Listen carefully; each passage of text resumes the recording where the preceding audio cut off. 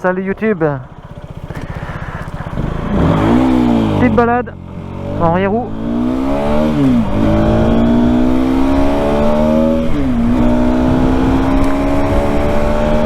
Alors pour commencer cette vidéo, un grand merci à tous pour avoir regardé, liké et avoir mis des commentaires.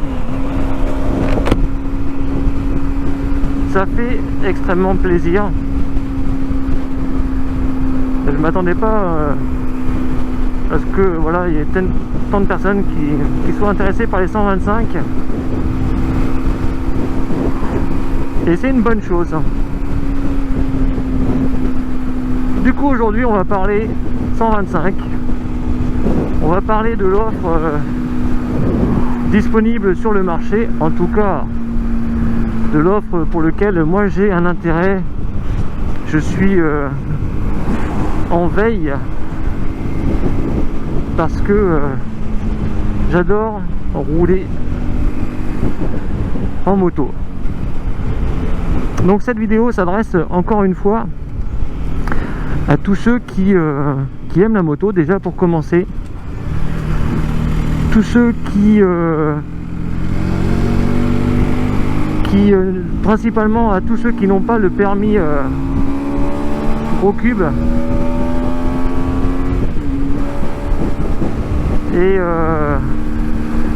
ceux qui comme moi ont la quarantaine et qui souhaitent juste prendre du plaisir en roulant sur une moto sans pour autant avoir le permis. Alors c'est mieux d'avoir le permis, bien évidemment, on a plus de choix, etc. Mais on va pas faire le débat. On va parler des 125.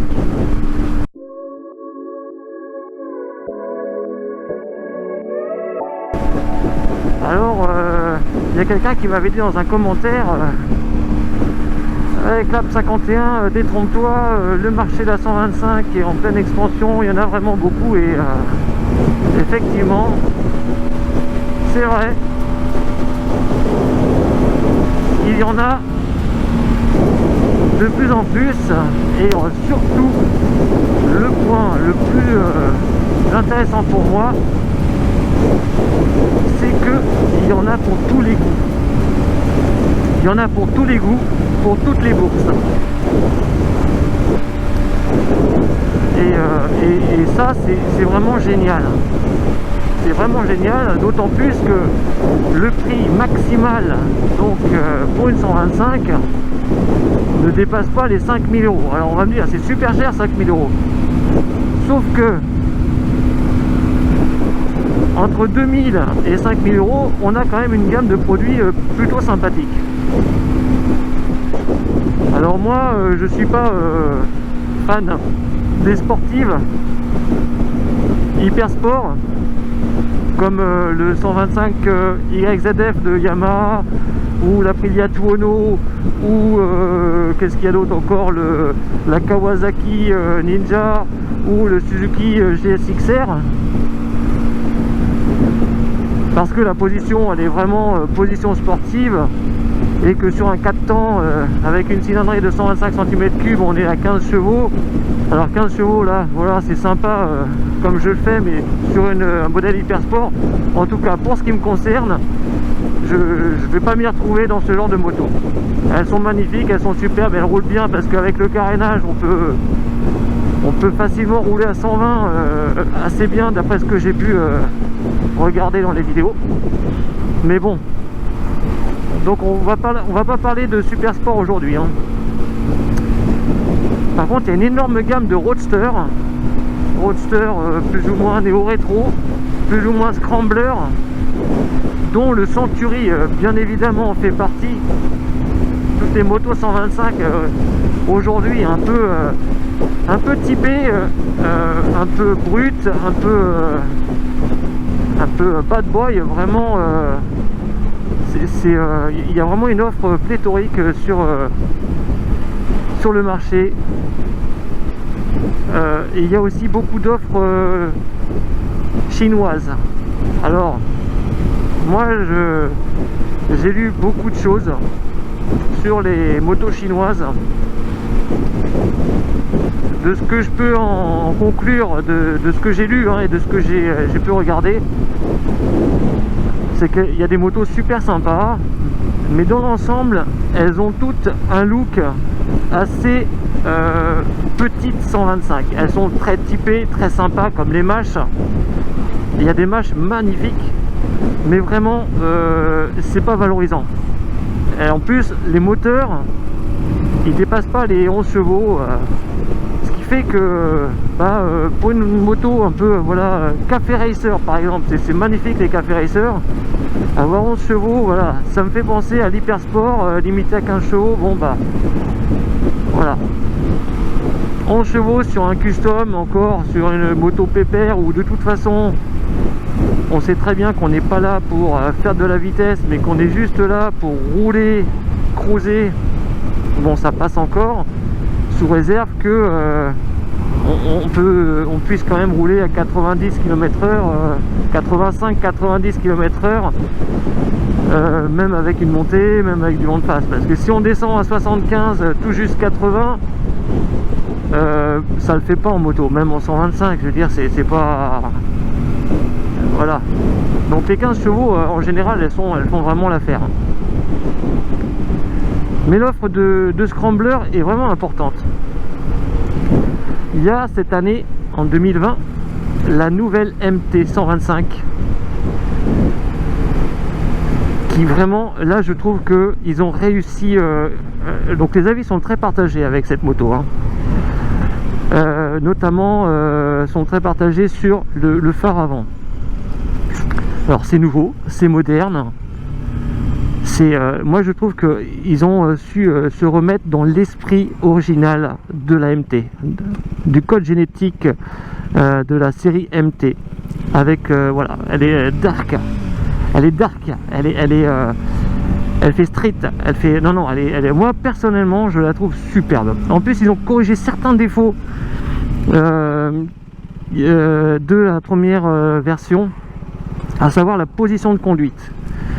Pour avoir roulé plusieurs années en MT 125, ancienne génération, et bien la position de conduite, elle est un peu assimilée, elle n'y est pas complètement, mais presque, à une hyper sport. C'est-à-dire qu'on est quand même beaucoup sur les poignets. Et ça, c'est moyen. Enfin, moi, j'aime plus cruiser, voilà, j'aime plus me balader, j'aime plus rouler pépère, mais par contre avoir quand même des sensations d'accélération, voilà. Donc le MT était très bien, mais je trouve que là ils ont relevé un peu la position de buste, on est plus droit, on a les jambes un peu moins serrées, donc ça c'est vraiment un point positif. Ensuite le réservoir il m'a l'air d'être un peu plus agrandi. Bref, je trouve que cette moto ils l'ont vraiment bien réussi. Il était temps de refaire un restylage, de la rajeunir un petit peu. Et je trouve qu'ils ont vraiment gardé l'ADN de la MT. Ensuite, il y a les SWM ou SMW, SWM ou je sais jamais donc la Ace of Spades ou la Outlaw en 125. Et il y a aussi une Roadster, je ne me rappelle plus du nom, mais dans cette marque là ils ont fait aussi un Roadster avec un cadre en treillis magnifique. Je pense qu'il est aussi à 15 chevaux à vérifier, mais je trouve que c'est un Roadster vraiment très bien réalisé, qui a l'air d'avoir des performances tout à fait acceptables. Et donc voilà, donc SWM, alors la Outlaw et la Ace of Spades, voilà, c'est plutôt voilà, un peu dans l'esprit que moi j'adore comme moto, hein. Ma moto idéale, je dirais, c'est la Triumph Bonneville, un peu voilà, Scrambler. Ça c'est vraiment la moto que j'aimerais avoir si j'avais un gros cube. Et du coup la Outlaw ou la SWM, et ben, je trouve qu'elle est un peu dans cet esprit là, une moto un peu rétro, un peu voilà. Il y a Masai aussi qui qui fait des motos un petit peu sympathiques. Donc il y a la Masai Scrambler. C'est pareil, celle-là je trouve qu'elle est magnifique. Après le moteur, il est peut-être pas assez puissant pour l'utilisation sur route. Voilà, il est certainement idéal pour faire du chemin et faire un peu de ville ou de l'agglomération ou du périurbain, mais sur la route, c'est à mon avis, on est limité. Ça, je pense, parce que j'en ai pas. Il y a The Family, V à toi d'ailleurs si tu me regardes, qui a une Masai Scrambler, vous pouvez aller voir sur sa chaîne. Il en est visiblement assez content.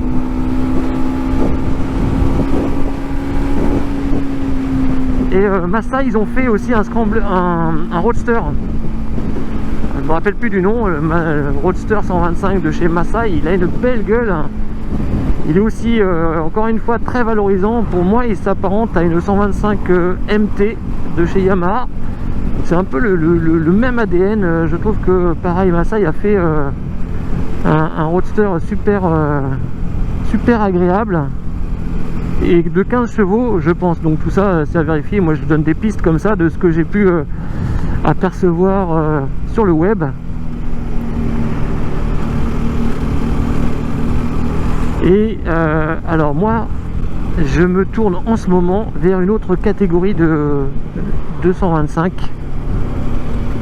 Alors ça n'a rien à voir avec le MT 125, rien à voir avec le Century, rien à voir avec l'Enduro. C'est